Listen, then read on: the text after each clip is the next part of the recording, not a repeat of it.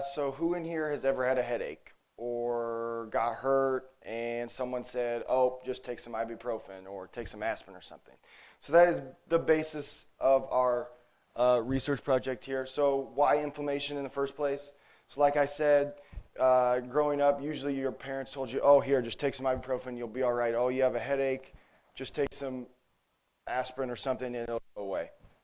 So those are called NSAIDs. Does anybody know what NSAID stands for? So it stands for Nonsteroidal Anti-Inflammatory Drugs.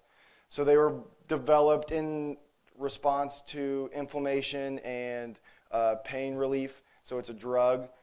There are super bad side effects to it. It causes a lot of heart disease and tissue damage and tissue death.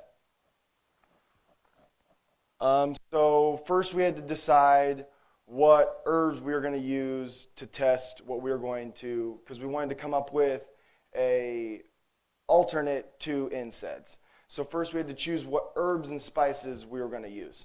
So we came up with 8 of them, and they were just household, everyday herbs and spices that you might have in your counter, or you might have in your cupboard, or what most people would buy at the grocery store. So we ended up choosing cinnamon, chili powder, cumin, garlic powder, ginger, onion powder, paprika, and rosemary, which are pretty much everything that you have in your spice cabinet. And so we first started with just trying to grind up the herbs and spices and trying to dissolve them in ethanol to see if we could just do it that way. Well, we quickly found that it wasn't going to dissolve enough and that it wasn't going to give us the concentration that we needed in order for it to be productive for our research project. So we chose to do extraction by ethanol instead. We then decided what assays we were going to run. So there's 3 types of assays we ran. We ran the Cox ovine colorimetric inhibitor screening assay.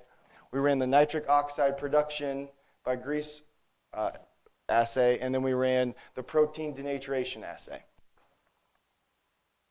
So for the extraction of the herbs, we extracted 1 gram of extract. We measured out 1 gram of extract for every 100 milliliters of ethanol. We thought that was going to be enough. That would give us what we wanted to do.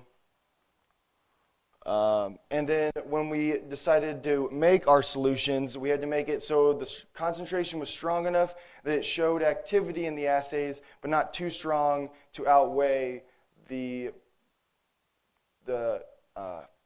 stuff you put in it, to negate the reaction, so to speak.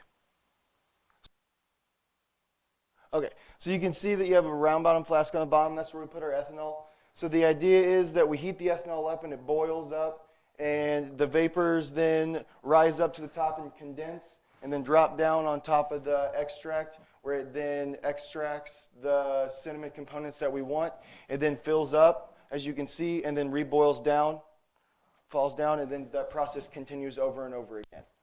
And then when we got our extracts like this in ethanol, we let them sit so that the ethanol could dissolve off. So then we were left with kind of a paste-like solution. And from that, that's what we made our solutions for our assays with. There we go. Okay, so the basis of our research was this Cox colorimetric inhibitor screening test, or Cyclooxygenase.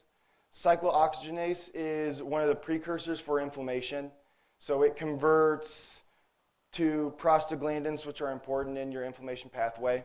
So this is what we really focused on. This was the big gun. This is what we wanted to use to prove that these herbs and spices had some sort of anti-inflammatory capabilities. So as you can see, we had a negative control of ethanol because ethanol is not going to do anything. We then had a positive control of aspirin, which is a known NSAID. We then used our 8 herbs and spices to test the assay. We ran each of them in triplicate with 3 additional wells without the enzyme in it, because we saw that as we ran the extract, or as we ran the assay, that there was a buffer between the color of the extracts and the enzyme. Our extracts were colored, so we were going to try and subtract out that enzyme so we could see the actual activity was. So unfortunately, this one was not as productive as we would have liked to have seen. The numbers we got just weren't very usable, which was, with further research, we found that it was expected that the assay itself was very specific in how you had to do things, and that if you just accidentally messed up on one step, that it was not going to run correctly. So we don't know if it was something that had to do with how we stored it or how we ran it, if things were reacting with oxygen when we went to go run it, or what was going to happen. So here you can see these are just the numbers. So the numbers you see are the absorbance, and then the standard deviation is that line that's sticking up like that. So we didn't have any real numbers. As you can see, there's no real pattern to them at all. So the second one we ran was the nitric oxide production. So nitric oxide is a known pro-inflammatory mediator, but under non-homeostatic conditions, it turns into an anti-inflammatory production or mediator. So what it does is it encourages cell death and cell destruction, and so NSAIDs block that by not allowing nitric oxide to be converted into nitrate, which is a subgroup of nitric oxide. So we had a negative control of ethanol, just like the COX. We then had a positive control of gallic acid. We used the same extracts we used for the COX 1 and 2 assays. And then we mixed all this, we ran it again in triplicate, and we used another blank, which was the same. It was filled with everything except the reagent, so that we could see what the extracts were putting into it, so we could subtract that color from the ones that we were going to use. So we used this equation, so percent inhibition. We took the control absorbance minus the sample absorbance over the control absorbance, and then multiplied by 100, so we got a percent inhibition. So you can see here that both paprika and ginger have extremely high percents of inhibition, which are even stronger than the positive control. So cinnamon, onion powder, rosemary don't have nearly as much inhibition of that conversion of nitric oxide. So our third assay was the protein denaturation assay. So it studied how the extracts could prevent the denaturation of the bovine serum albumin, or BSA, when it was heated.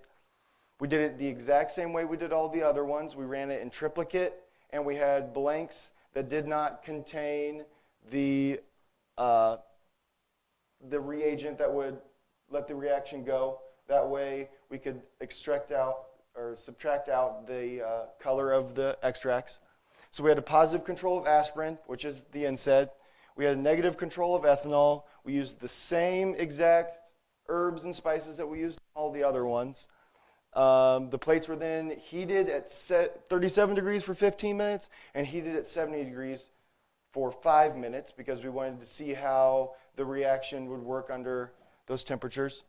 We then measured the absorbance with the Biotech multi-reader, just like the other ones. We then took those absorbances and put them into this equation. So percent inhibition of denaturation. So 1 minus the absorbance of the test or our extracts over the absorbance of the negative control, so the ethanol, and then we multiplied that by 100, and we got these results. So you can see that the numbers are a little bit higher than the nitric oxide test. So aspirin, which is our positive control, gave a percent inhibition of 90%, which is what you would like to see. So ginger, cumin, and cinnamon also had high ones as well. So that was good. So in the future, this research project was just more for seeing if these herbs and spices had the capability of inhibiting anti-inflammatory processes. It wasn't necessarily how much you need to take, or could we replace NSAIDs? Are they better than NSAIDs? It was just a baseline. Just do these herbs and spices have any sort of activity whatsoever. So in future, we hope that we could test the dosage of how much herb and spice you would need to be equivalent to those NSAIDs that you would buy at the store. And we would like to rerun the Cox assay to see if we could get better numbers from it, to see if we could further prove our point.